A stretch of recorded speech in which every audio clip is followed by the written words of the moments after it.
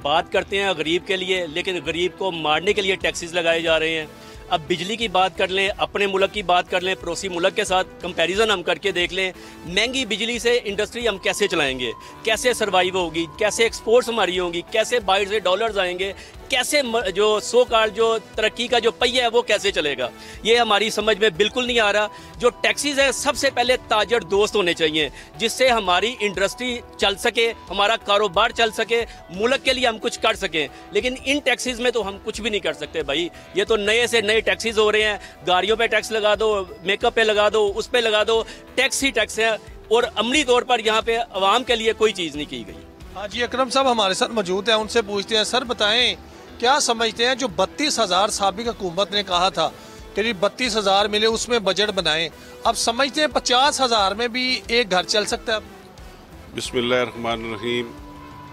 अब जो इन्होंने टैक्सेस नए लगाए हैं, अल्लाह को पता भी ओपन नहीं हुए, लेकिन इससे पहले जो टैक्सेस हैं, जो हालात हैं, ताजर तबका किसी भी मुल्क का रॉयल तबका होता है जी, कारोबारी लोग हैं।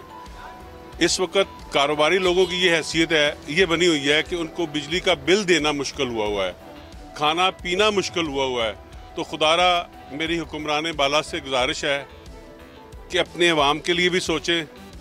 इस गरीब तबका जो हमारे बहुत ज़्यादा लोग हैं, जो 3 वक्त से 2 वक्त अब 1 वक्त खाना मुयस्सर है, तो खुदा के लिए उन पर रहम करें और ऐसा बजट बनाएं कि लोग सांस ले सके। सांस बंद कर दिया है इन हालात ने, कारोबार बिल्कुल नहीं है, खुशहाली बिल्कुल नहीं है। बिजली का बिल इस कदर ज़्यादा है कि वो समझें कि राशन के हिस्से के बिजली में चले जाते हैं।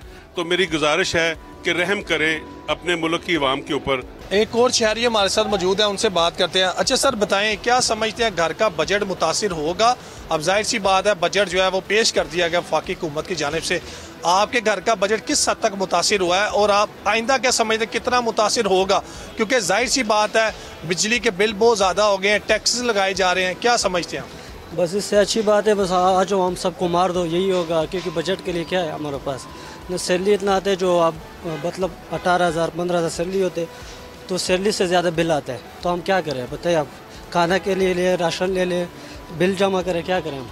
सिर्फ मारने के लिए चांस, और हमारे पास तो कुछ है नहीं।